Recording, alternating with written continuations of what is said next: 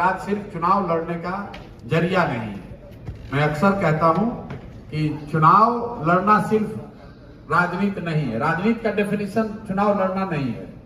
राजनीति का एक महत्वपूर्ण अंग है चुनाव लड़ना, वो भी जरूरी है, बहुत ताकत से लड़ा भी जाएगा, जीतने का प्रयास भी होगा, लेकिन राजनीति सिर्फ चुनाव नहीं है।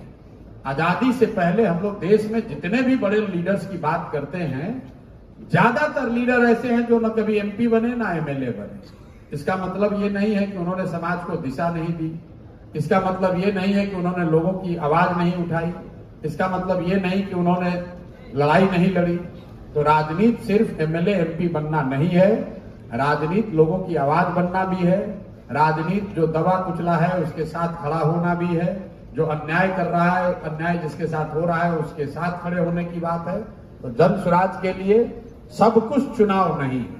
मैं आपको अपने अनुभव से कह रहा हूं, ज्यादातर आदमी यहाँ बैठा हुआ यही कह रहा होगा, तो कह न रहे हैं, देखिएगा ना, सब तो चुनावे पर खेले, इनको क्या है, तो बढ़िया बढ़िया बोल रहे हैं। लेकिन मैं आपको अपने अनुभव से बोल रहा हूं, आप में से ज्यादातर लोग चुनाव लड़े जीते हारे नहीं होंगे।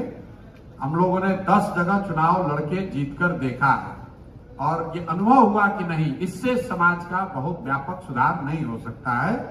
आप चुनाव जीत सकते हैं, सरकार बना सकते हैं, कुछ स्तर पर अगर लोग आपकी बात माने तो पॉलिसी में सुधार भी कर सकते हैं, लेकिन समाज में उससे व्यापक आमूलचूल परिवर्तन नहीं ला सकते हैं।